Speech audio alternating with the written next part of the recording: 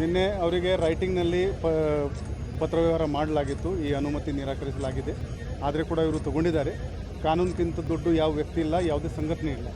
ಈಗ ಅವರು ಕಾನೂನು ಉಲ್ಲಂಘನೆ ಮಾಡಿದ್ದಾರೆ. ನಾವು ಕಾನೂನು ರೀತ್ಯ ಅವರಿಗೆ ಕಾನೂನಿನ ದಿವಸ ಮುಟ್ಟಿಸ್ತೀವಿ.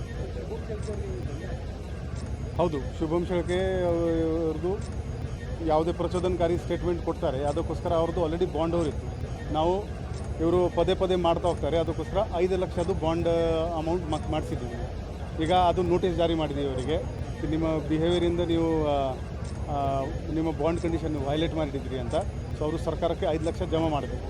ಈಗ ಅವರು 5 ಲಕ್ಷ ಜಮಾ ಮಾಡಬೇಕು, ಇಲ್ಲಾಂದರೆ ಜೈಲಿಗೆ ಹೋಗಬೇಕು. ಅದು ಏನು ಬ್ಯಾಕ್ಗ್ರೌಂಡ್ ಇದೆ ಸ್ವಲ್ಪ ತಿಳ್ಕೊಬೇಕು. ನಾನು ಐ ಕ್ಯಾನಾಟ್ ರಿಯಾಕ್ಟ್ ಇಮಿಡಿಯೇಟ್ಲಿ. ಒಂದು ನ್ಯೂಸ್ ಐಟಮ್ ನೋಡಿಕೊಂಡ್ರು ಏನು ಕಾರಣ ಇತ್ತು, ಏನಿದು ಎಲ್ಲ ವಿಚಾರಣೆ ಡೀಟೇಲ್ ವಿಚಾರಣೆ ಮಾಡ್ತೀವಿ. ಅದರ ಮೇಲೆ ಮುಂದಿನ ಕ್ರಮ ತಗೋತೀವಿ. ಹೌದು, 3 ಮಂದಿ ಅಲ್ಲಿ ಕೊಲ್ಹಾಪುರ ಬಾರ್ಡರ್ನಲ್ಲಿ ನಮ್ಮ ಜಿಲ್ಲಾ ಪೊಲೀಸ್ ಮತ್ತು ಕೊಲ್ಹಾಪುರ ಪೊಲೀಸಲ್ಲಿ ಇದ್ದಾರೆ. ಅಲ್ಲಿ ಅವರಿಗೆ ಪ್ರಿವೆಂಟಿವ್ ಡಿಟೆನ್ಷನ್ ಮಾಡಿದ್ದಾರೆ. ಇನ್ನೂ ಇಬ್ಬರು ಎಲ್ಲಿದ್ದಾರೆ ನಾವು ವಾಚ್ ಇಟ್ಟಿದ್ದೀವಿ.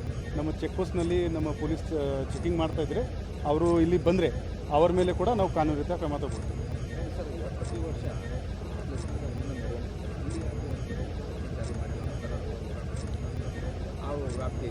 ಇದು 60 ವರ್ಷಕ್ಕಿಂತ ಮೇಲ್ಗಡೆದು ವಿಷಯ ಇದೆ. ಇದಕ್ಕೆ ಈ ಥರ ಒನ್ ಸ್ಟಾಪ್ ಸೊಲ್ಯೂಷನ್ ಇಲ್ಲ. ಇದಕ್ಕೆ ನಾವು ಪ್ರೊಲಾಂಗ್ ಸೊಲ್ಯೂಷನ್, ಇದರಲ್ಲಿ ಸರ್ಕಾರ ಇನ್ವಾಲ್ವ್ ಇದೆ, ಕೇಂದ್ರ ಸರ್ಕಾರ ಇನ್ವಾಲ್ವ್ ಇದೆ.